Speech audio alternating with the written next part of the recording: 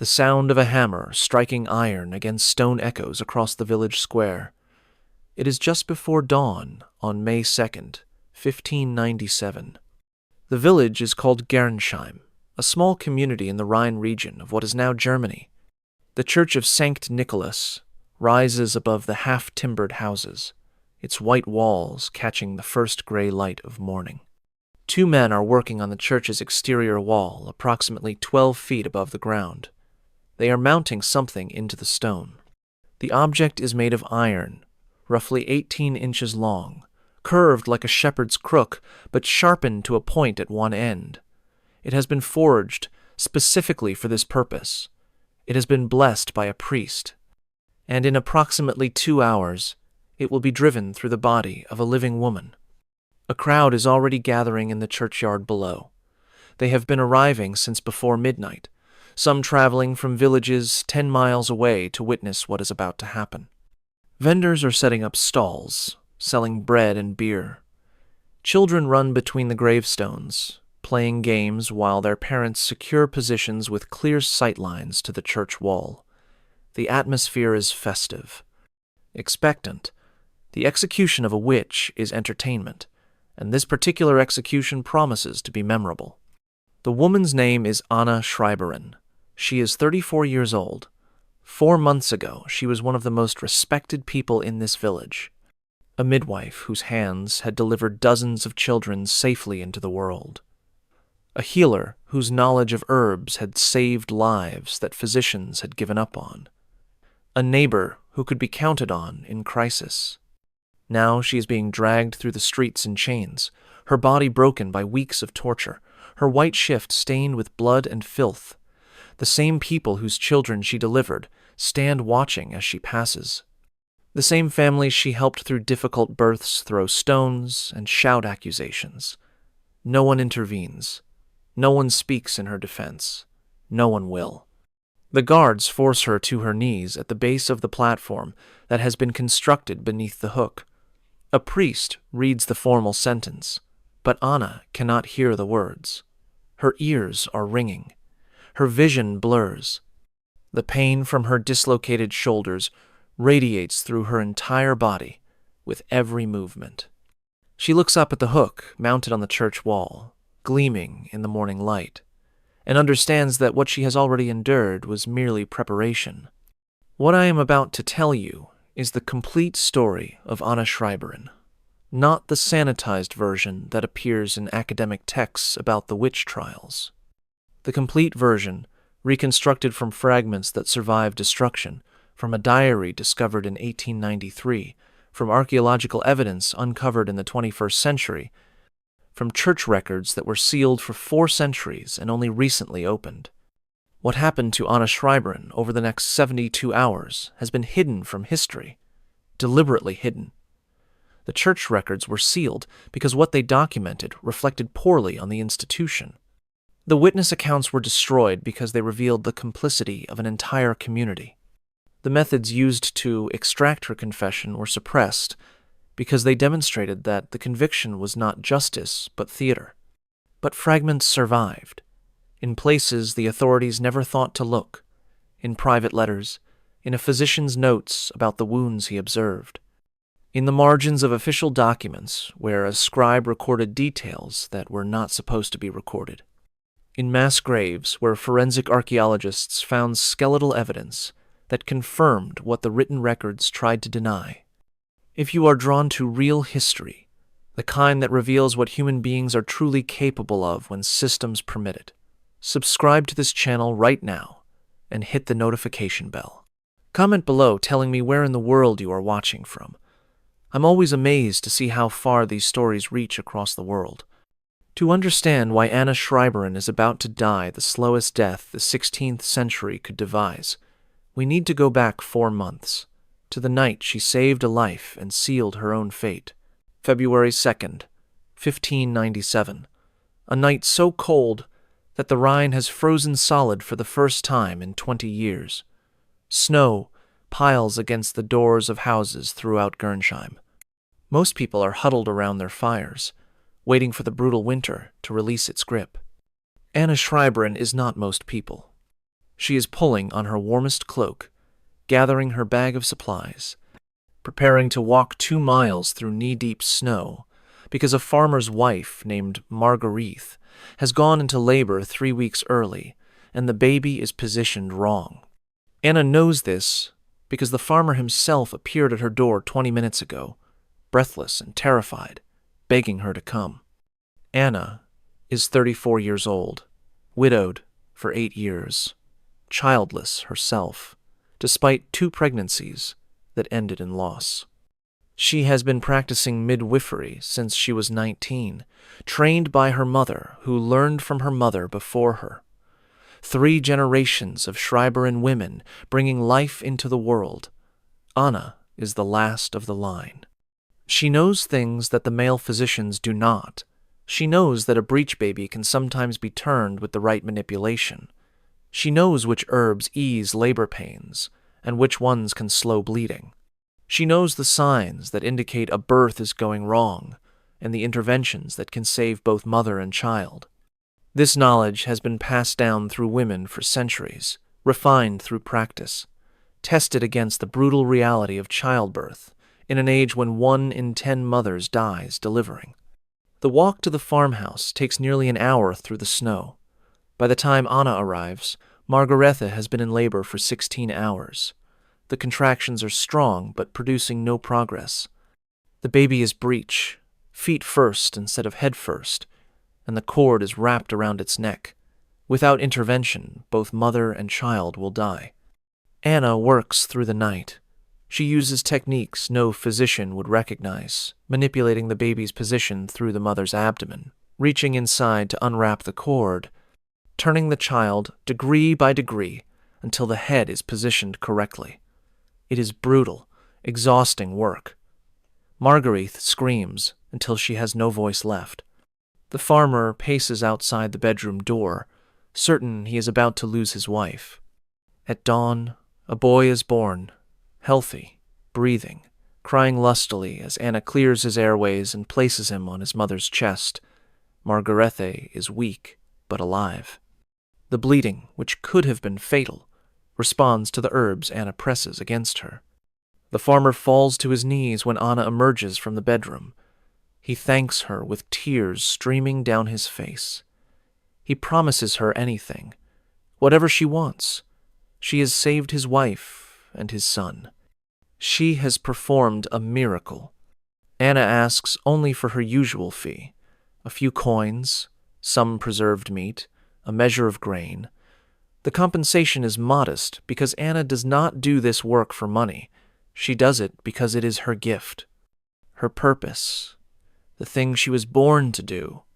But as she washes the blood from her hands in the farmhouse basin, she notices the farmer watching her. His gratitude is still present, but something else has entered his expression. Something that looks almost like fear. He crosses himself as she dries her hands. A quick gesture, almost unconscious, the sign of the cross made in the presence of something unholy. Anna pretends not to notice. She gathers her bag. She accepts the payment. She begins the long walk home through the snow as the sun rises over the frozen landscape.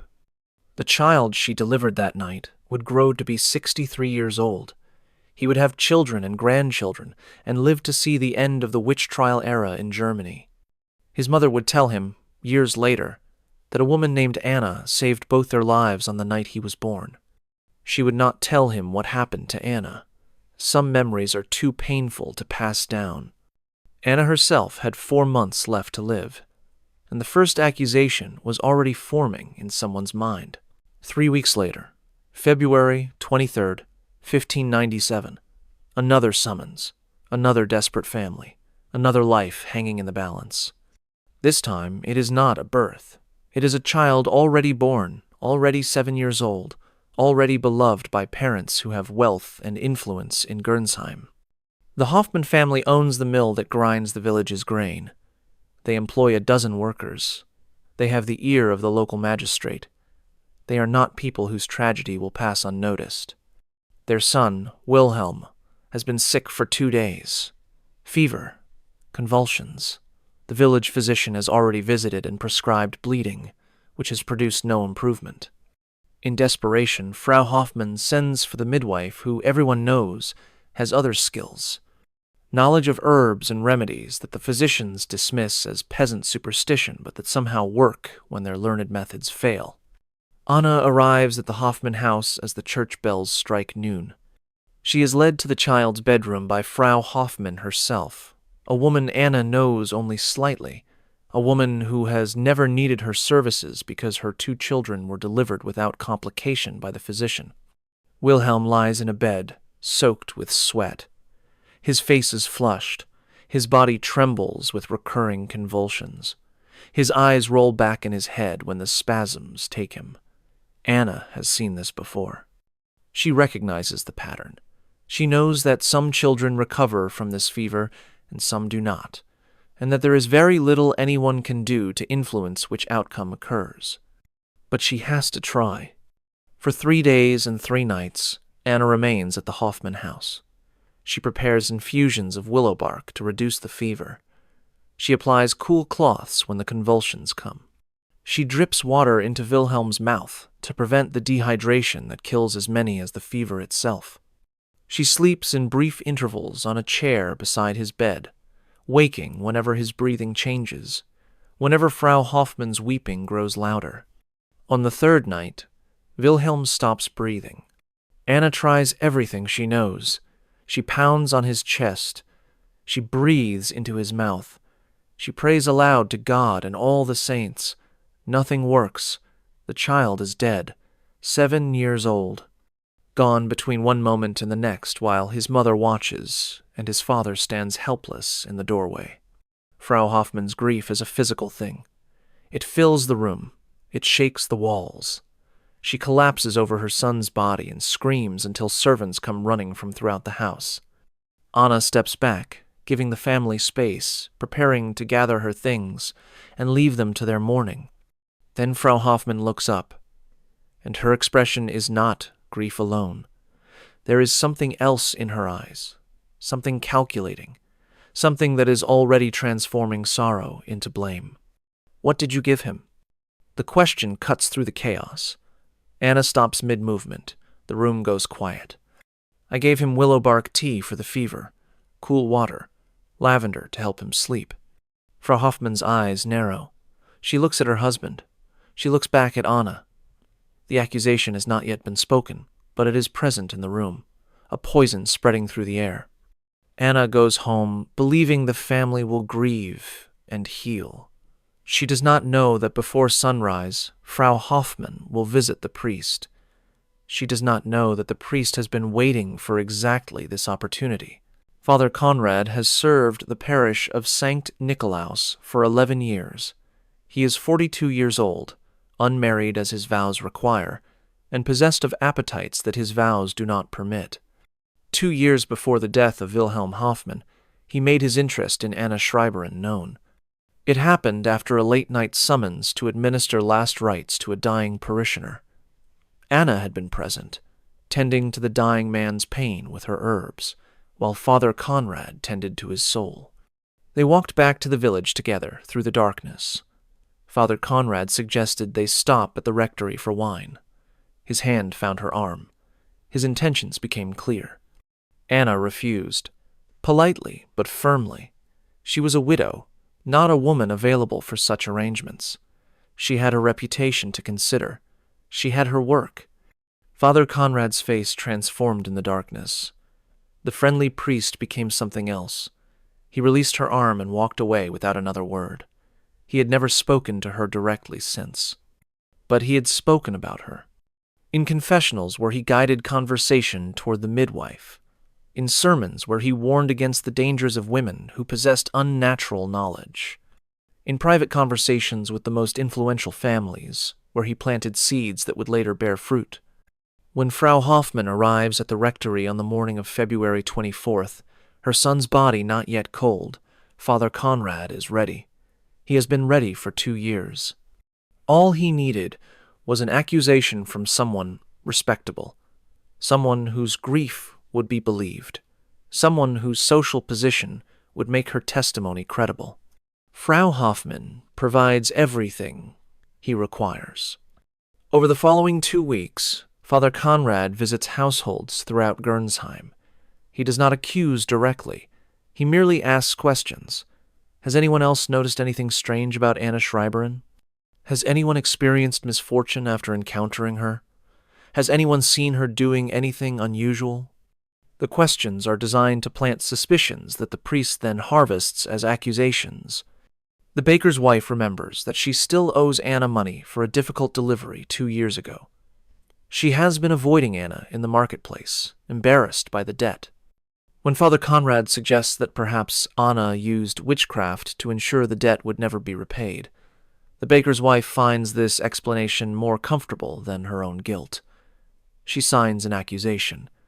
The neighbor whose husband watches Anna too closely, whose jealousy has festered for years, signs an accusation claiming she saw Anna talking to a cat in an unnaturally familiar manner.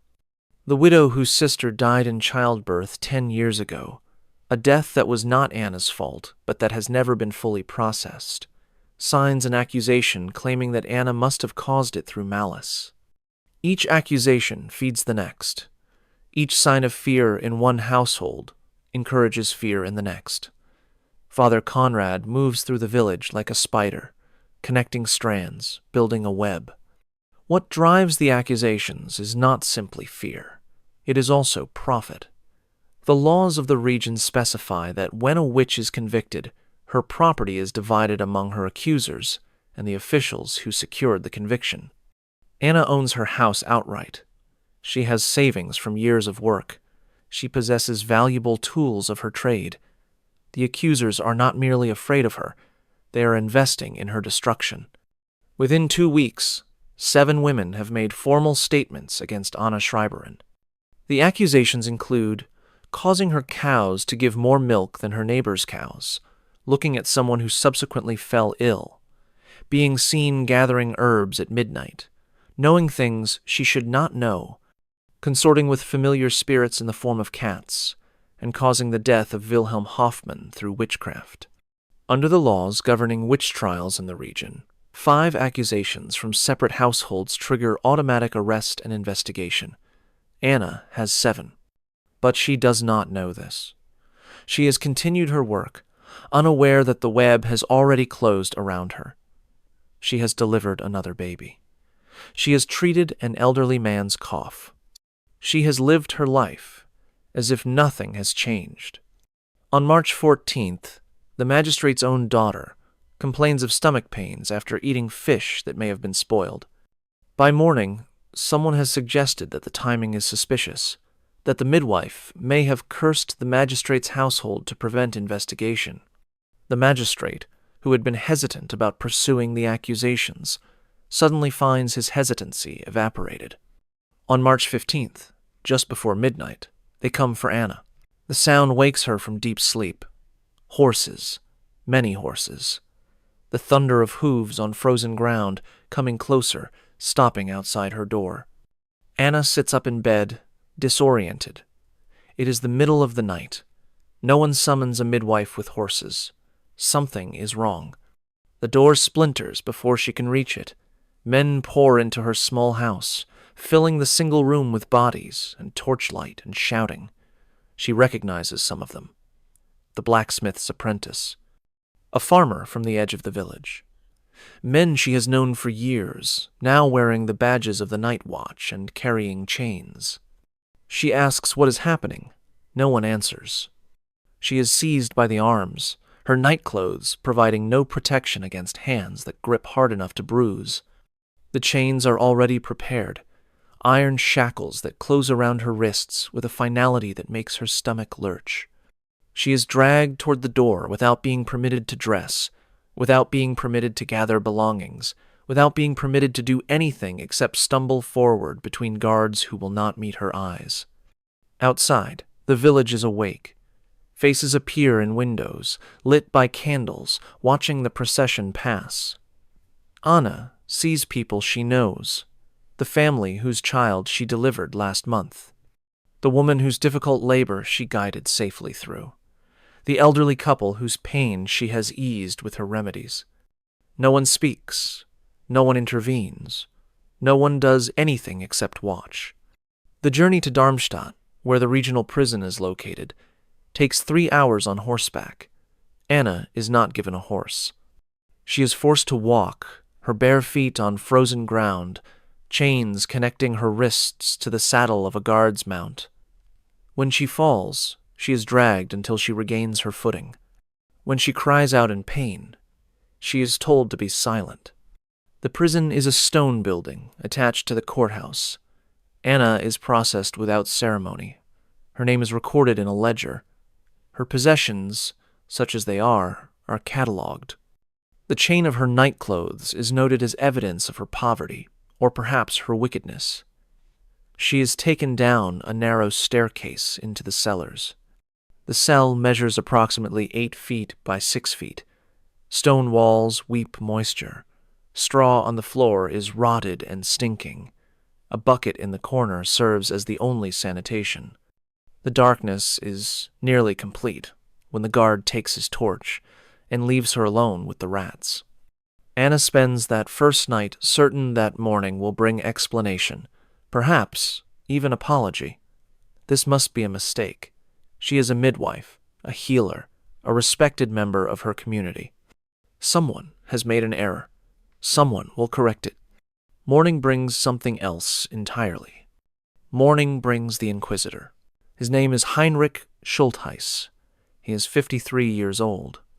He has been investigating accusations of witchcraft for 27 years, beginning in the Trier region during the Great Panic of the 1580s, and moving throughout the German territories as his reputation grew.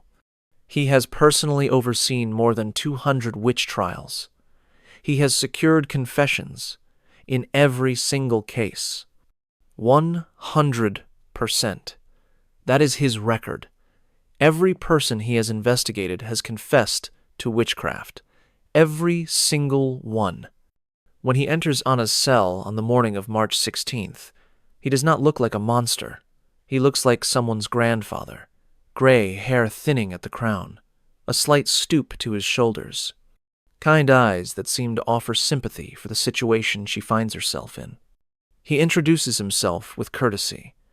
He asks if she has been given water, and when she says no, he calls for a guard to bring some. He waits while she drinks. He allows her to compose herself before he begins. The questions start gently. Do you know why you are here? Anna says she does not. Schultheis nods, as if this is expected. He explains, in patient terms, that accusations have been made. Serious accusations. Multiple accusations from multiple sources. The law requires investigation. Anna protests her innocence. She is a midwife. She helps people. She has never harmed anyone. Schultheis listens. He writes notes on a tablet. He does not interrupt. When she finishes, he looks up with those kind eyes and asks his first real question. When did you first meet the devil? Anna is so shocked, she cannot respond. The question makes no sense. She has never met the devil. She is a Christian woman who attends church and says her prayers and lives according to God's commandments. Schultheis waits for her answer. The silence stretches. I have never met the devil. I am innocent of whatever I am accused of. Schultheis writes something on his tablet. He looks up again. Let me explain how this works, Frau Schreberin. I have been doing this for a very long time. I have questioned hundreds of women in this cell. Every single one of them began by claiming innocence. Every single one of them eventually confessed to their true nature. The only difference between them was how long the process took. He pauses, letting the words settle. If you confess now, freely and completely, you will be shown mercy. The execution will be quick, a moment of pain, and then you face God's judgment, which is more merciful than man's. If you do not confess, we will be forced to use methods that will compel confession. These methods are unpleasant. They cause damage that cannot be undone. Many women who experience them wish they had confessed earlier. Anna stares at him. The kind eyes have not changed, but she now sees what lies behind them. Nothing. No compassion. No doubt. No humanity, just procedure, process. A machine wearing a human face. I have done nothing wrong. I cannot confess to what I have not done. Schultheis closes his tablet. He stands. He walks to the cell door and knocks. Guards enter. We will begin tomorrow, he says. Tonight, you will not sleep. The guards will ensure this. By morning, you may find your memory improved. He leaves. The guards remain. Every time Anna's eyes close, they shake her awake. Every time she lies down, they force her to stand. The night lasts forever. Morning brings Schultheis again, and this time he is not alone. This time the guards bring ropes and pulleys and a wooden frame. This time Anna learns what the strappado means. Her arms are bound behind her back, wrists tied together. A rope is threaded through the bindings and thrown over a beam in the ceiling. The guards begin to pull. Her arms rise behind her. Her shoulders scream. Her feet lift from the floor. Her entire body weight hangs from her twisted arms, pulling them backward and upward at an angle the human body was never designed to achieve. Within the first minute, both shoulders dislocate with audible pops. Her screams fill the cell. They echo through the prison corridors. They carry into the courtyard above where citizens of Darmstadt go about their business, pausing momentarily at the sounds before continuing their days. The first session lasts 4 hours. Anna confesses nothing. She cannot confess because she has nothing to confess. The things they are asking about have never happened. The devil she supposedly met does not exist in her experience. The pact she supposedly made was never made. Anna cannot speak. She can only weep. Schultheis stands. We will continue tomorrow, he says. The first session lasted 4 hours. Anna confessed nothing. Schultheis was not concerned. He had never needed more than 8 sessions. Anna would prove to be different. She would last 11, and her resistance would determine the method of her execution. The days blur together in the cell. Time loses, meaning when you cannot see the sun, when you do not know if it is morning or night, when the only markers are the sessions that tear your body apart and the intervals between them that offer no rest. Sessions 2 through 5 follow a pattern. The strappado first to soften her, then the questions, then other methods when the strappado proves insufficient. The water torture is introduced during session 3. Anna is strapped to an inclined board, her head lower than her feet. A cloth is placed over her face. Water is poured slowly, continuously, saturating the cloth, filling her nose and mouth with the sensation of drowning, while preventing actual drowning. The terror is indescribable. The body believes it is dying. The mind follows. The boots are introduced during session 5, wooden frames that encase her legs from knee to ankle, wedges driven between the frames and her flesh, pressing inward with each strike of the hammer. The bones do not break, not quite, but the pain suggests they have. Between sessions, she is not permitted to sleep. Guards wake her whenever her eyes close. She is given minimal food, minimal water. The disorientation compounds with each passing day. She loses track of how long she has been imprisoned. She loses track of what she has said and what she has not said. Schultheis employs psychological techniques alongside the physical. He tells her that her neighbors have already confessed. He claims they have named her specifically as the leader of a witches' coven. He reads statements that may be real or may be fabricated, statements from people she has known all her life, describing gatherings that never occurred, rituals that were never performed. Some of what he tells her is true, some is lies. She cannot tell which. She no longer trusts her own perception. Session 8 introduces something new, something that breaks through the fog of pain and exhaustion with terrible clarity. They bring in a witness, a woman carrying an infant. Anna recognizes them both.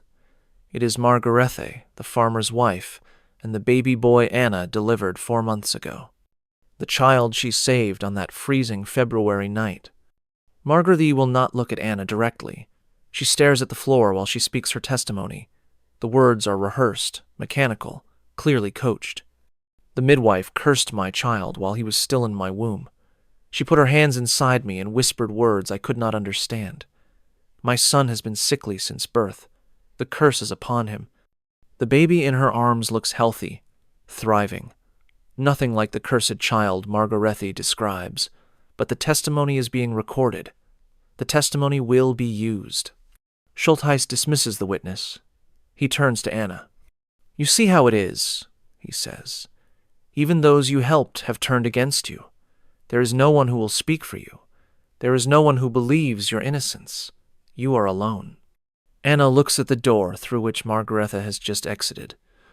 The woman whose life she saved.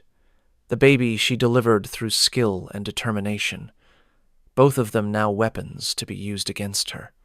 Something inside Anna breaks. Not her will to live. Something else. Her belief that the truth matters. Her faith that innocence protects. Session 11. She confesses. Schultheis guides her through it. He asks leading questions that contain their own answers. She agrees to whatever he suggests.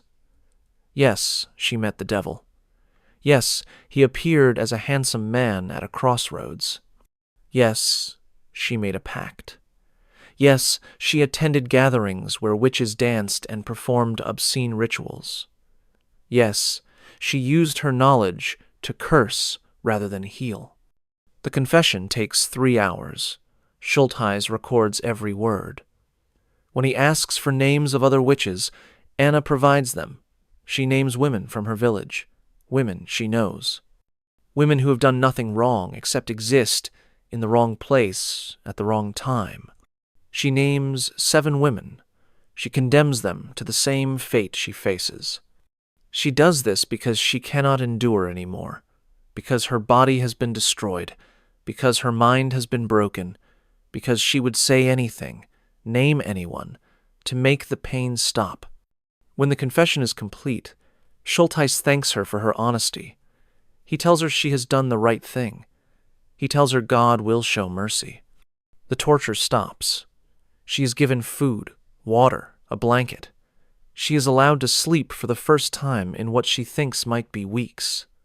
And as she lies in the darkness, the horror of what she has done overwhelms her.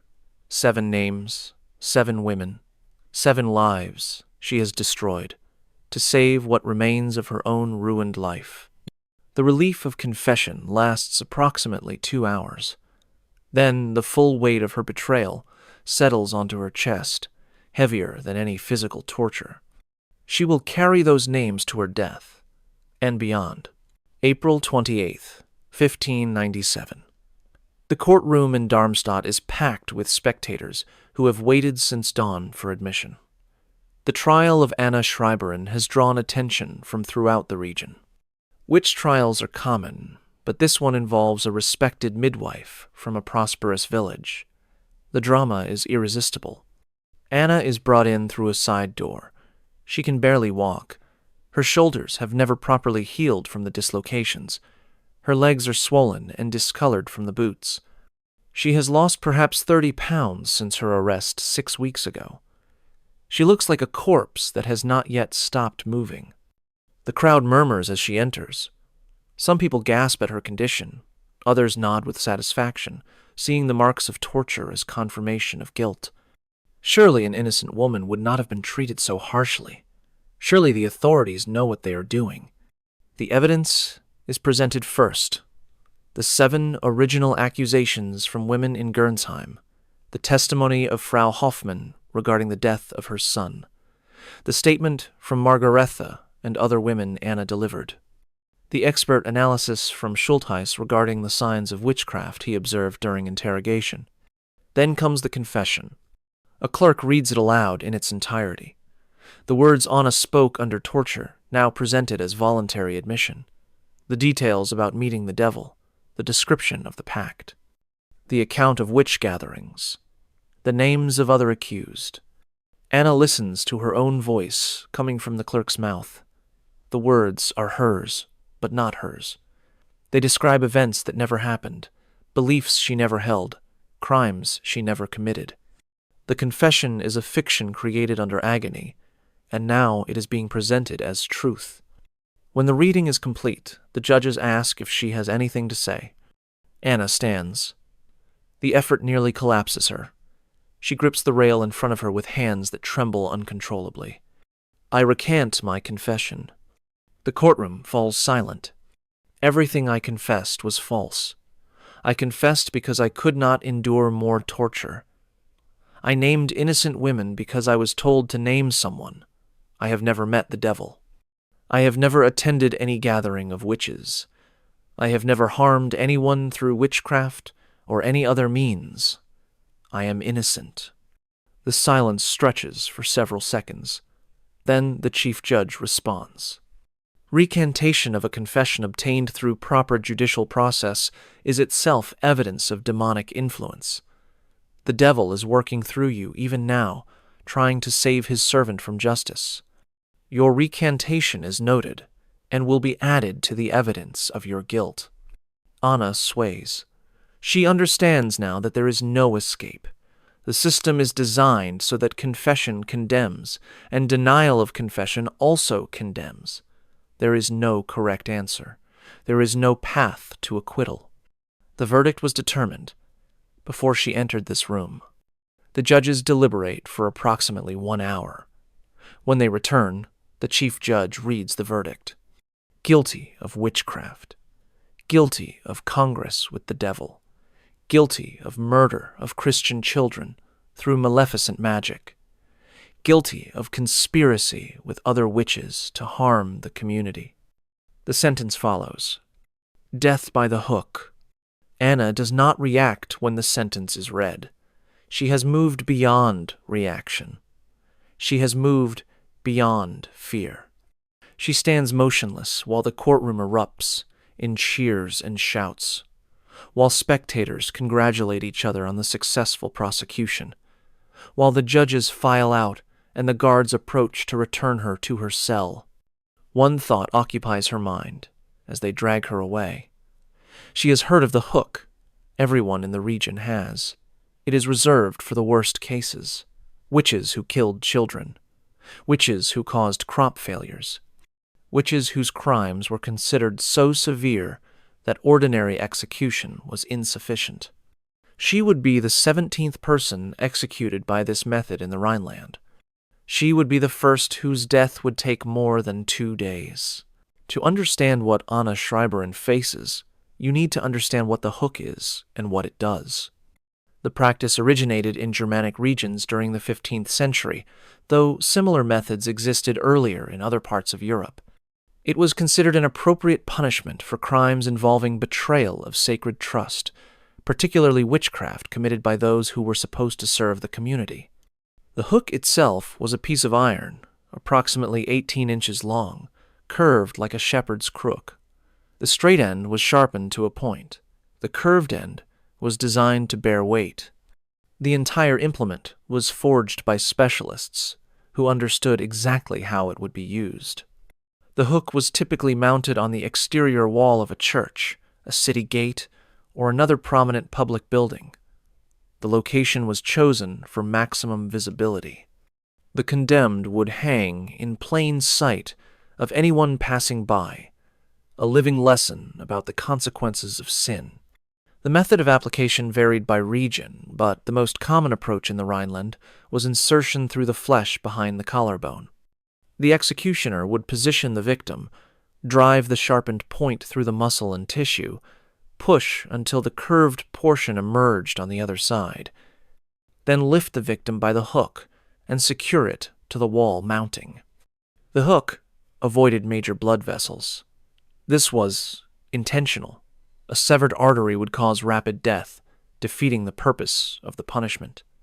Instead, the hook passed through muscle tissue, creating a wound that bled slowly and painfully, but did not immediately threaten life.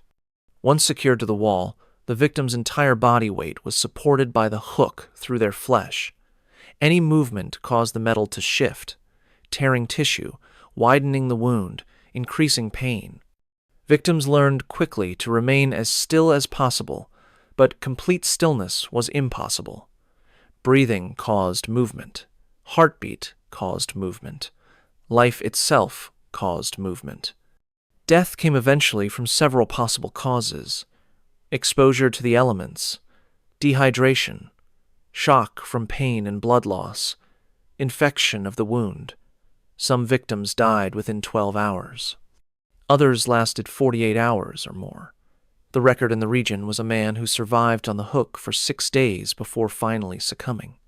The average survival time was between 24 and 36 hours, long enough for the victim to experience the full horror of their situation, long enough for crowds to gather and witness, long enough for the lesson to be thoroughly absorbed by anyone watching. The religious symbolism was explicit. The hook was mounted on church walls so that victims would hang in sight of congregations entering for services. The positioning was calculated so that the condemned would face outward, their suffering visible to all who approached the house of God. The message was clear. This is what happens to those who betray their faith. Anna Schreiberin would be hung from the wall of Sankt Nikolaus in Gernsheim, the church where she was baptized 34 years earlier. The hook would enter her body approximately 6 inches from where the priest had anointed her with holy water as an infant. The same congregation that welcomed her into the Christian faith would watch her die for 3 days. May 1st, 1597, Anna's last night on earth. The cell she occupies now is different from the one where she was tortured. It is larger, with a small window that admits moonlight. The improvement is not mercy. It is practicality. Prisoners awaiting execution sometimes receive better conditions in their final hours, not out of compassion, but because they are now the property of the spectacle. A prisoner who dies in her cell before the scheduled execution cheats the crowd of their entertainment. Anna cannot sleep. She sits on the straw pallet that serves as her bed and watches the stars through the window's iron bars. She has not seen stars in 6 weeks. She had forgotten how beautiful they are. A priest arrives sometime after midnight, not for comfort, not to offer genuine spiritual counsel. He has been sent to extract a final confession, the complete one that will be read aloud at her execution. The authorities want details, names of accomplices, descriptions of rituals, information that will fuel future prosecutions. Anna gives him what he wants. She is past resistance. She adds details she has invented, embellishments that never happened, descriptions of ceremonies she has imagined from the questions she was asked during torture. The confession grows longer and more elaborate. The priest writes furiously, delighted with the material. When he leaves, Anna is alone with her thoughts. She thinks about her mother, dead for 15 years now, who taught her everything she knows about healing and childbirth. She wonders what her mother would say if she could see her daughter now. She suspects her mother would understand.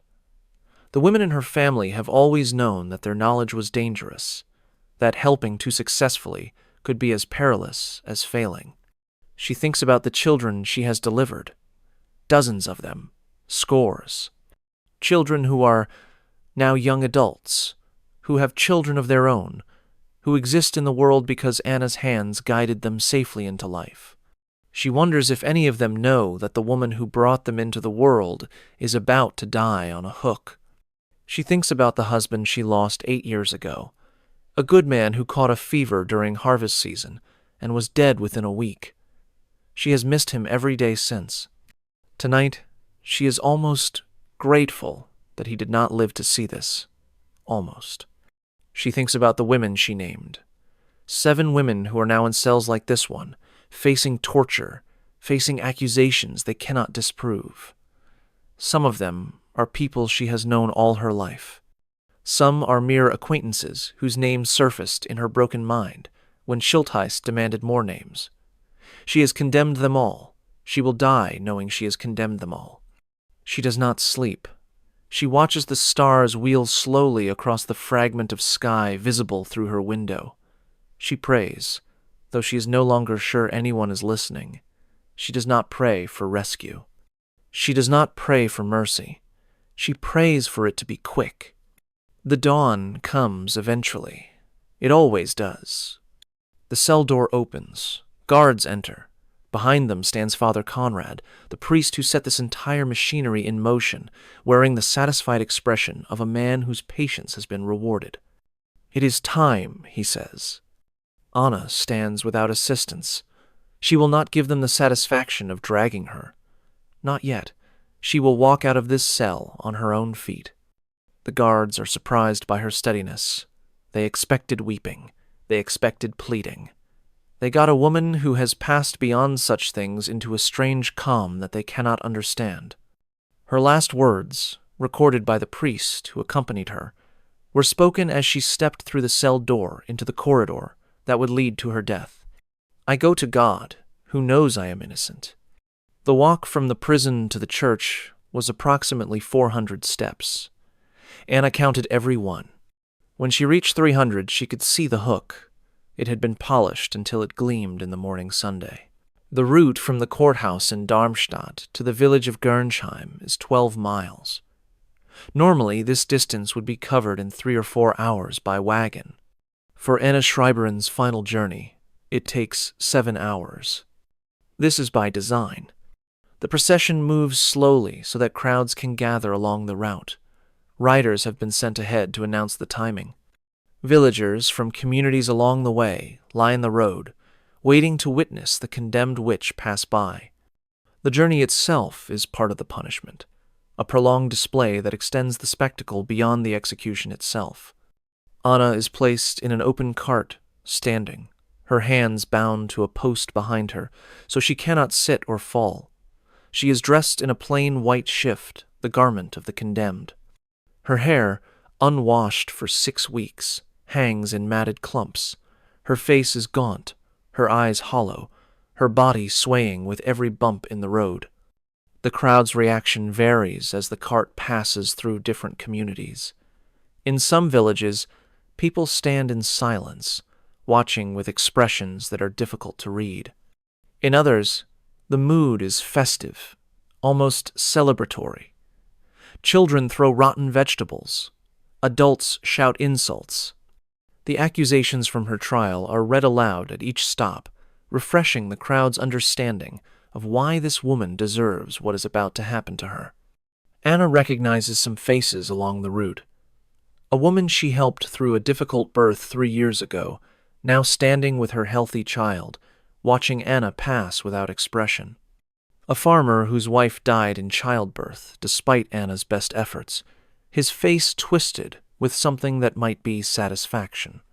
People she has known, people she has helped, people she has never seen before, all watching, all participating simply by being present. The cart enters Gernsheim in late morning. The entire village has turned out. Hundreds of people crowd the streets, more people than Anna has ever seen in one place. They have come from miles around for this. A hook execution is rare. A hook execution of someone they know is unprecedented. The route through the village passes her own house. Anna sees the door standing open, her belongings being carried out by strangers, her furniture, her herbs, her tools. Everything she owned is being divided among her accusers before she is even dead.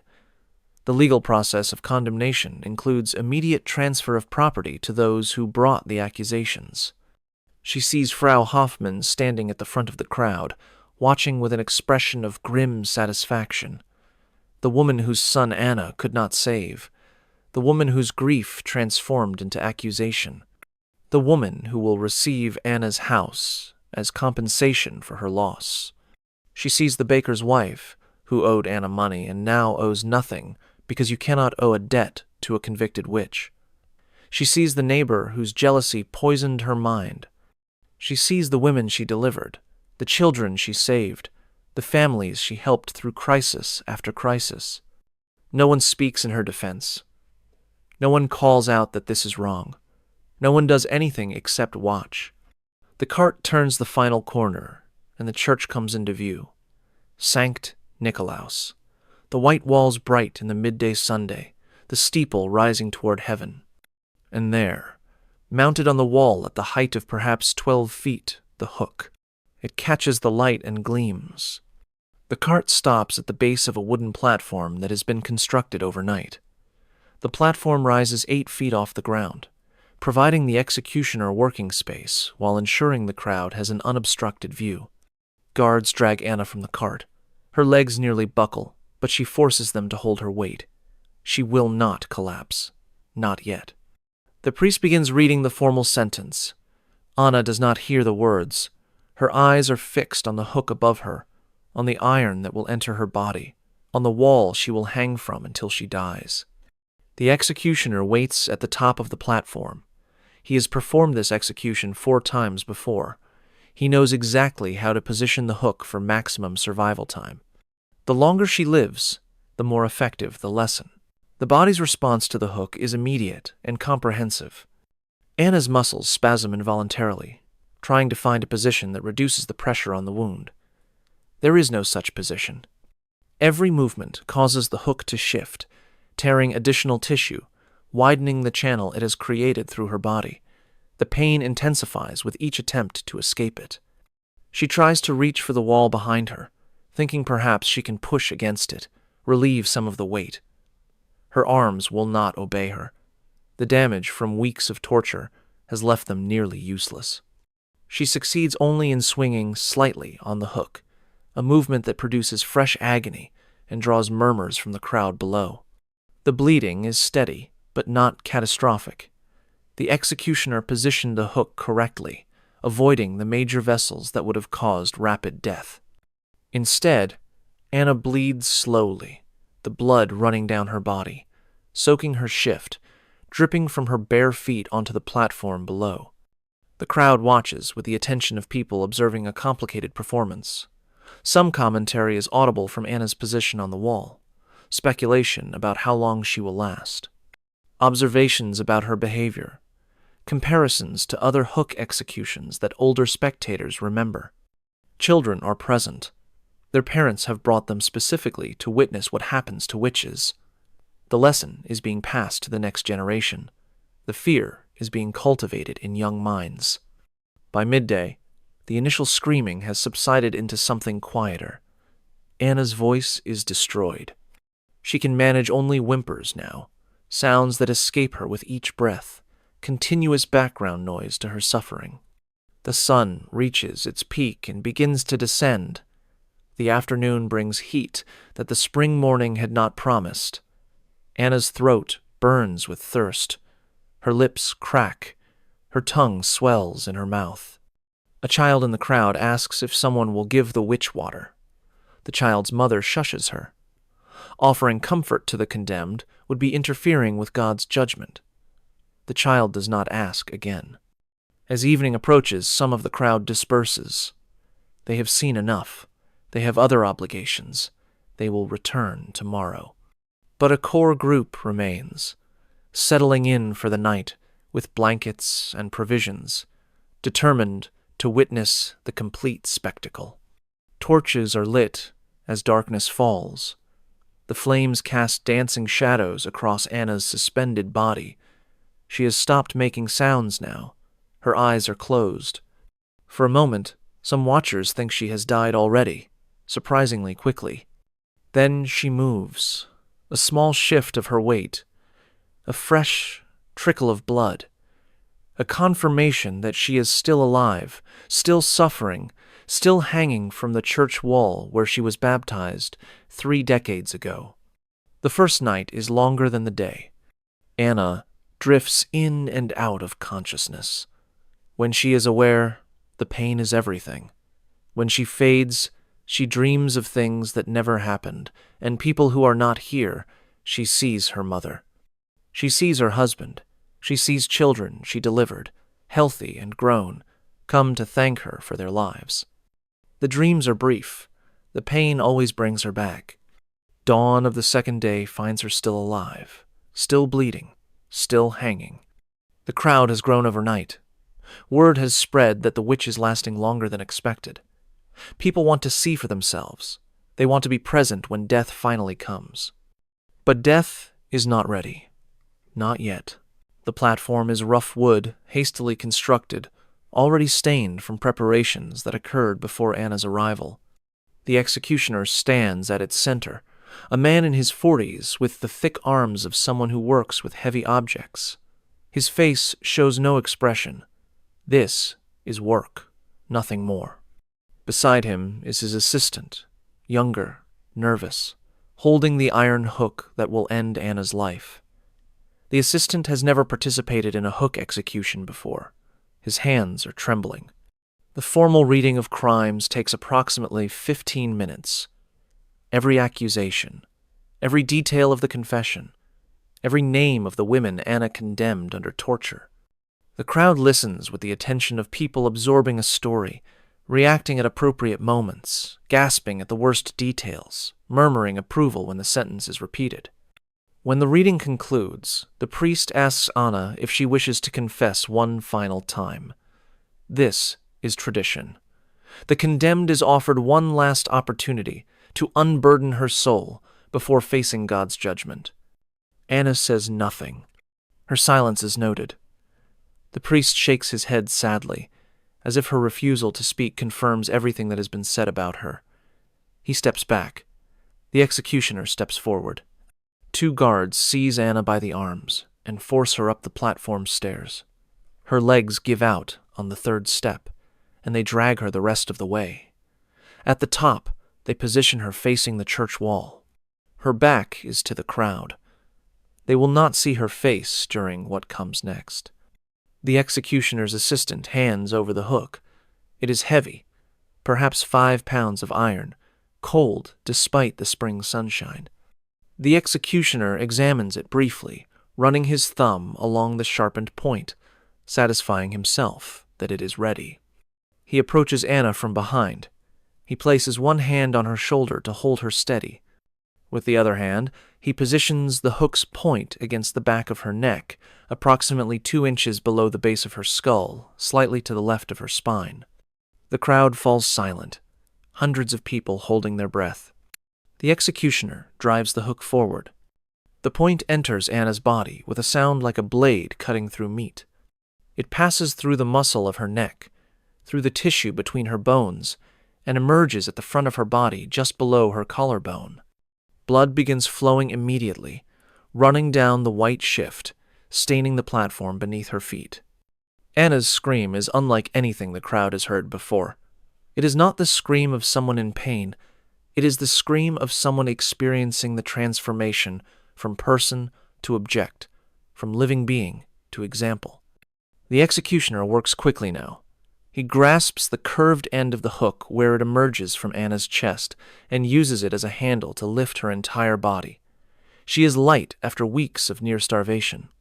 He raises her until her feet leave the platform, carries her the few steps to the wall, and fits the hook's curved end into the iron bracket that has been mounted there. He releases his grip. Anna's full weight settles onto the hook. The iron passing through her flesh becomes her only support. Every pound of her body pulls downward on the metal embedded in her neck and chest. The scream changes.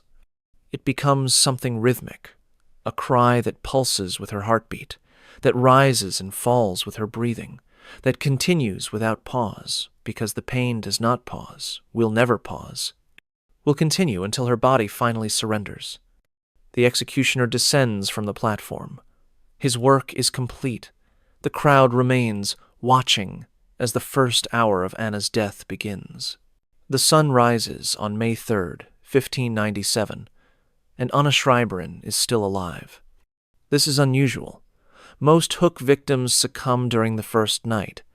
The combination of blood loss, shock, and exposure typically proves fatal within 20 hours. Anna has been hanging for approximately 20 hours.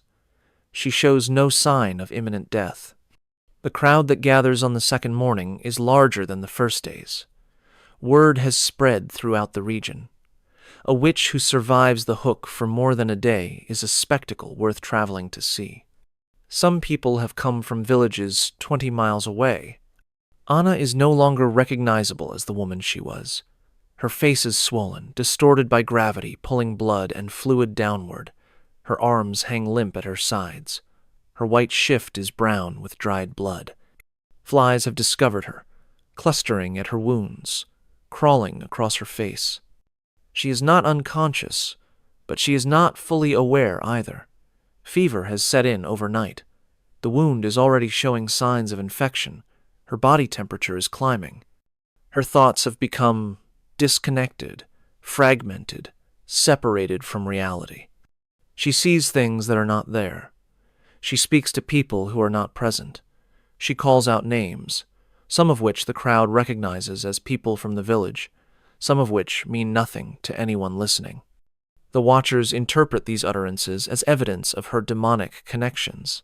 She is speaking to her master, they say. The devil is coming for her. The Hoffman family arrives around midday, the couple whose son died and whose accusation began everything.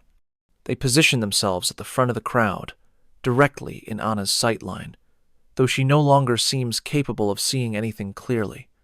Frau Hoffman watches with an expression that might be satisfaction, or might be something else, something that will emerge years later as something very different. The priest, Father Conrad, conducts an impromptu sermon using Anna's suffering as his text.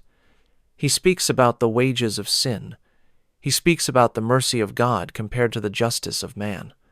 He speaks about the eternal torments that await those who serve the devil, torments that make the hook seem gentle by comparison.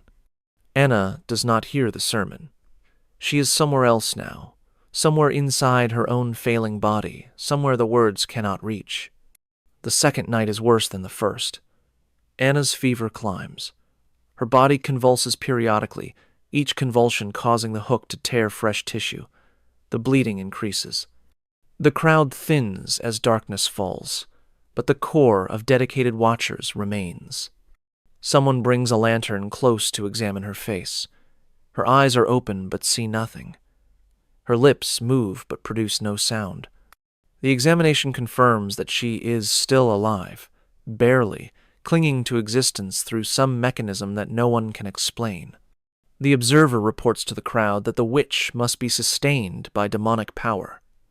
No natural person could survive so long. Her continued life is proof of her guilt. The interpretation is accepted. The crowd settles in to watch through the second night. Dawn of the third day, May 4th. Anna Schreiberin has been hanging from the hook for approximately 50 hours.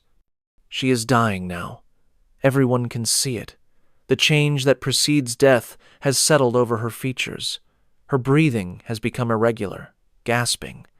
The intervals between breaths grow longer. The priest is summoned to perform last rites. He climbs a ladder to reach her, pressing his face close to hers, speaking the Latin words that are supposed to ease the passage from this world to the next. Anna does not respond. She is beyond response. At approximately 2 hours past noon on May 4th, 1597, Anna Schreiberin stops breathing. The crowd waits, uncertain. Death on the hook is not always obvious. Sometimes there are final movements, reflexive gasps, twitches that suggest continued life. They watch for several minutes before the executioner climbs his ladder to confirm. He checks for pulse. He holds a mirror to her nose and mouth. He announces to the crowd below that the witch is dead. A cheer rises from hundreds of throats. The execution is complete. Justice has been served. God's will has been done. Anna Schreiberin died on the third day, approximately 70 hours after the hook was inserted. Her body hung from the church wall for another full day, as required by law, before being taken down and disposed of. She was not the last. In the 3 years following her execution, 23 more women would be convicted in Gernsheim alone. 7 of them were women Anna had named under torture. The hook would be used twice more before the magistrate decided it attracted too much negative attention from neighboring territories. Future witches would be executed by simpler methods: burning, drowning. The sword. The iron hook that killed Anna Schreiberin was removed from the church wall in 1623. Its subsequent locatio, Anna's body was taken down from the wall on May 5, 1597, approximately 30 hours after her death. The task fell to the same men who had mounted the hook 3 days earlier. They worked quickly, wanting to complete the unpleasant job and move on to other things. The body was not given burial in the churchyard. Convicted witches were denied consecrated ground.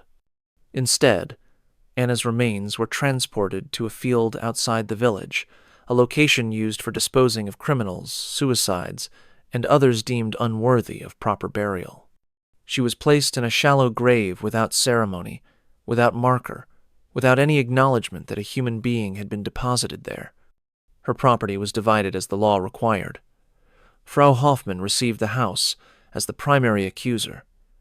Father Conrad received her savings, a small sum that had been hidden in a jar beneath her floorboards. The baker's wife received forgiveness of her debt, plus an additional payment for her testimony. The other accusers received smaller shares, according to their contributions to the case. The 7 women Anna named under torture faced their own proceedings. The first to be arrested was a widow named Katharina, age 51, who had been Anna's friend for 2 decades.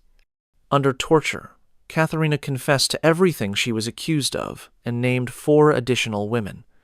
She was executed by burning in June 1597.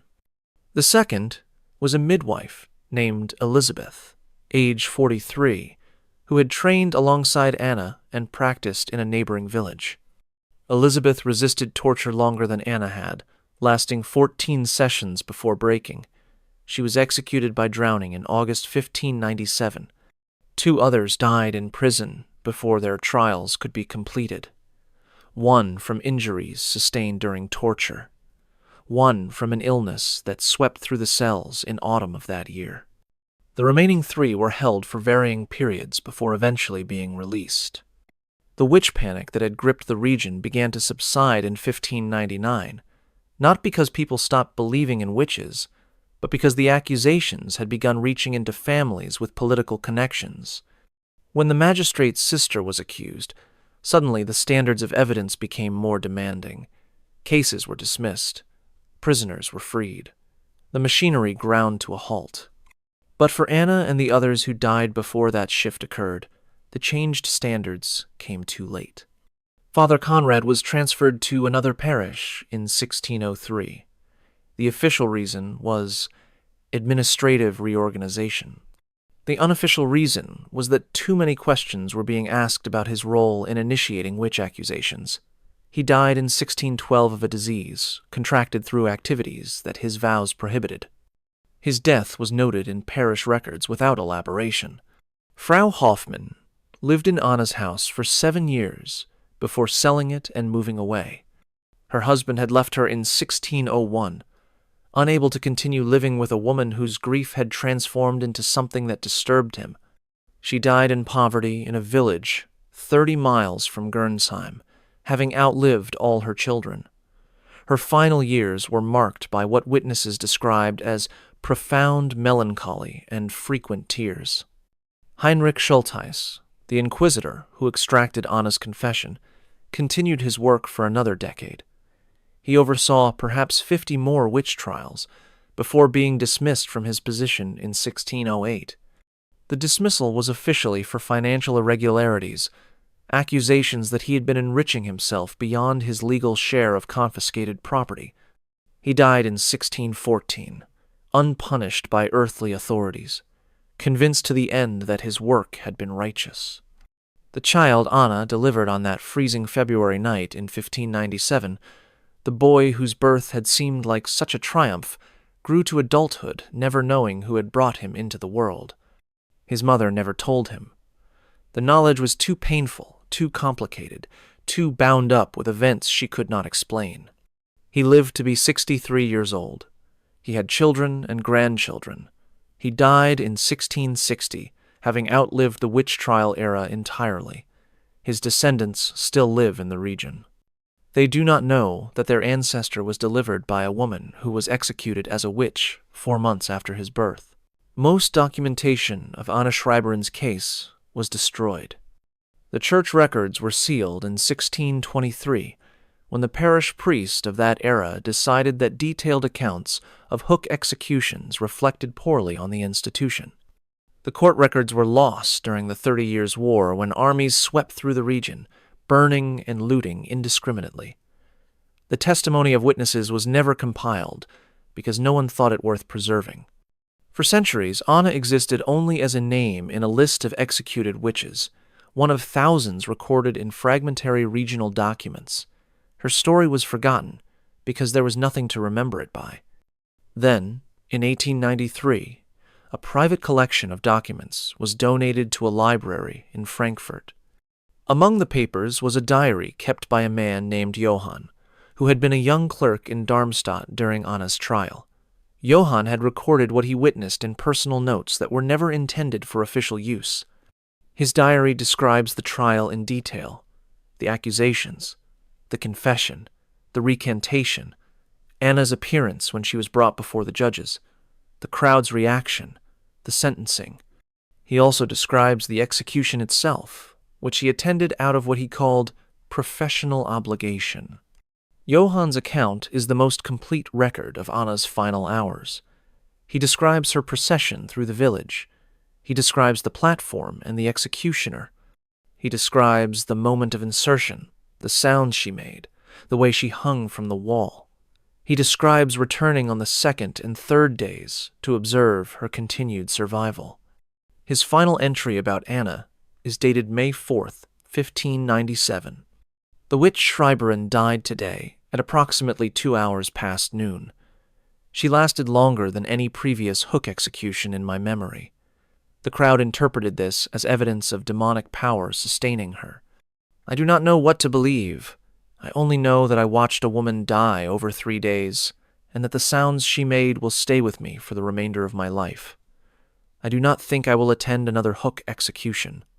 Once is sufficient to understand what men are capable of doing to women when the law permits it. Johann lived until 1631. His diary passed through several hands before ending up in the collection that was donated to the Frankfurt Library. It is now preserved in climate-controlled storage, available to researchers who obtain special permission. In addition to written records, there is archaeological evidence. Mass graves outside German villages have been excavated since the 1970s. Forensic anthropologists have examined hundreds of skeletal remains from the witch trial era. Some of these remains show distinctive injuries consistent with hook execution, damage to the cervical vertebrae, and clavicle that matches the described method of insertion. In 2012, DNA analysis was conducted on remains found in a burial site outside Gernsheim. The analysis could not definitively identify any individual skeleton as belonging to Anna Schreiberin, but it confirmed that the site was used for disposal of executed individuals during the relevant time period. Modern ground-penetrating radar has identified additional burial sites that have not yet been excavated. The full scope of the witch trial death toll remains unknown. Estimates range from 40,000 to 60,000 executions across Europe, but these numbers may be conservative given how many records were lost or destroyed. In 2019, the German state officially rehabilitated Anna Schreiberin and hundreds of other witch trial victims. The rehabilitation was symbolic, an acknowledgement that the convictions had been unjust, that the methods had been torture, that the deaths had been murder conducted under color of law. A small plaque now marks the wall of St. Nikolaus in Gernsheim. The plaque is approximately 12 inches square, mounted at eye level, easily overlooked by visitors who do not know what they are looking at. The text reads, "On this site, in May 1597, Anna Schreiberin was executed by order of the regional court. She was one of an estimated 25,000 people executed for witchcraft in German territories between 1,500 and 1,700. This plaque is placed in her memory, and in memory of all who suffered during this period of injustice." Most tourists walk past without reading it. But the wall remembers. Anna Schreiberin was not special. She was not unique. She was not martyred for any cause or remembered for any accomplishment. She was simply a woman with useful skills who lived in the wrong time and the wrong place and attracted the wrong kind of attention. She was one of an estimated 50,000 people executed for witchcraft across Europe during the early modern period. 80% of those executed were women. The peak period of executions occurred between 1580 and 1630, the decades during which Anna lived and died. The patterns that emerge from studying these cases are consistent across regions and centuries. The accused were overwhelmingly women who lived outside normal social structures: widows, spinsters, women who lived alone, women who had knowledge or skills that set them apart from their neighbors, women who were too independent, too successful, too visible. Midwives were disproportionately represented among the accused. Their knowledge of childbirth gave them access to the most vulnerable moments in families' lives. When births went wrong, as births sometimes did despite everyone's best efforts, midwives were convenient targets for grief that needed somewhere to go. The economic incentives embedded in witch trial systems guaranteed escalation. Accusers received shares of condemned property. Officials received fees for prosecutions. The machinery of accusation paid for itself and generated profit besides. Once the system began operating, it tended to expand until it threatened people with enough power to shut it down. The communities where witch trials occurred were not aberrations. They were ordinary places inhabited by ordinary people. The accusers were not monsters. They were neighbors, friends, family members who convinced themselves that what they were doing was righteous. The crowds that watched executions were not uniquely bloodthirsty. They were parents who brought their children to learn a moral lesson. The system worked because everyone participated. The people who made accusations, the officials who processed them, the torturers who extracted confessions, the judges who pronounced sentences, the executioners who carried them out, the crowds who watched and cheered, the neighbors who said nothing, and the people who knew the accusations were false and testified anyway, the people who understood that confession under torture meant nothing and accepted it as evidence regardless, the people who profited from destroying innocent lives and slept soundly at night. This is what makes Anna Schreiberin's story relevant 400 years after her death. The specific circumstances are historical. We no longer execute people for witchcraft. We no longer use hooks as instruments of capital punishment. We no longer allow torture to extract confessions that courts then accept as valid. But the patterns that killed Anna Schreiberin persist. Moral panics that target vulnerable groups. Systems that reward false accusations. Communities that require scapegoats for their fears and failures. The transformation of grief into blame, of uncertainty into certainty, of neighbor into enemy. These patterns do not require belief in witchcraft. They require only fear and profit and silence. They require only systems that make it easier to destroy the innocent than to admit uncertainty. They require only ordinary people making ordinary choices that accumulate into extraordinary horror. Anna Schreiberin was not killed by evil people. She was killed by a system that allowed ordinary people to do evil things while believing they were doing good. That system was created by humans. It was operated by humans. It was eventually dismantled by humans when enough people recognized what it had become. The same is true of every system that destroys innocent lives. They are human creations. They can be human destructions. But only if enough people are willing to look at what is happening and call it by its true name. On the morning of May 2nd, 1597, a woman named Anna Schreiberin was dragged through the streets of the village where she had lived her entire life. The people she had helped, the families she had served, the children she had delivered, stood watching as she passed. No one spoke in her defense. No one intervened. No one did anything except witness. She was hooked through the body and hung from a church wall to die over 3 days, punished for crimes she had not committed, condemned on evidence that was fabricated, broken by torture that would have extracted false confessions from anyone subjected to it. Her story was buried along with her body. The records were sealed or destroyed. The witnesses died without sharing what they had seen. For 4 centuries, she was nothing but a name on a list. But fragments survived, in unexpected places, in a clerk's private diary, in archaeological remains, in the collective memory of a village that could not entirely forget what it had done. Anna Schreiberin was officially rehabilitated in 2019, 422 years after her death. A plaque now marks the wall where she died. It is small and easy to overlook, but it exists. It tells anyone who pauses to read it that a woman was killed here, that her death was unjust, that her suffering deserves to be remembered. She was not a witch. She was not a servant of the devil. She was not a murderer of children. She was a midwife, a healer, a neighbor, a woman whose hands had brought life into the world dozens of times, a woman whose knowledge had saved lives that physicians had given up on, a woman whose only crime was being skilled, being female, and being in the wrong place when fear became profitable. Her final words, recorded by the priest who accompanied her to execution, were, "I go to God, who knows I am innocent." She was innocent.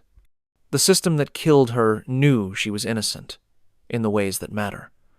The torture that extracted her confession was designed to extract confessions, not to determine truth. The trial that convicted her was designed to convict, not to establish guilt. The execution that ended her life was designed to terrify, not to deliver justice. Everyone involved knew this at some level. They knew that the confessions were coerced. They knew that the accusations were questionable. They knew that the methods were barbaric and the outcomes predetermined. They participated anyway. That is the hardest truth of Anna Schreiberin's story. It was not perpetrated by monsters. It was perpetrated by people who went home afterward and ate dinner and slept and rose the next day to continue their ordinary lives. People who told themselves they were doing the right thing. People who found ways to live with what they had done or witnessed or permitted. Those people were not different from us in any fundamental way. They were not uniquely cruel or uniquely blind or uniquely complicit. They were ordinary humans in an extraordinary situation, making choices that seemed reasonable within a system designed to make such choices seem reasonable. The system is what mattered. The system is what made Anna's death possible. And systems like that one do not stay buried in history. They re-emerge whenever the conditions that created them recur. Fear that demands explanation. Grief that demands blame. Uncertainty that demands certainty. The powerful protecting themselves by sacrificing the powerless. The profit to be made from accusation. The silence of those who know better but say nothing. These conditions exist in every era. They exist today. Anna Schreiberin cannot be saved. Her death cannot be undone. Her suffering cannot be erased, but her story can be remembered. And in remembering, perhaps we become slightly more capable of recognizing the patterns before they claim new victims. Remember her, not as a symbol or a statistic or a case study. Remember her as she was, a woman with a life and skills and relationships and hopes. A woman who delivered babies and mixed medicines and walked through snow to help strangers in need.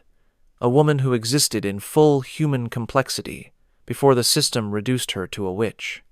The wall of St. Nicholas still stands in Gernsheim. The plaque is there for anyone who wants to find it. Most tourists walk past without reading. But some stop, some read, some stand for a moment in the place where Anna died and try to understand what happened there and why it matters still. That moment of attention is all she has now. That moment is her legacy. If you found this story valuable, subscribe and hit the notification bell. Share with anyone who needs to understand what ordinary people are capable of doing when systems permit it. Comment below telling me where in the world you are watching from. Anna Schreiberin was killed 427 years ago. Her death was documented, hidden, forgotten, and finally remembered.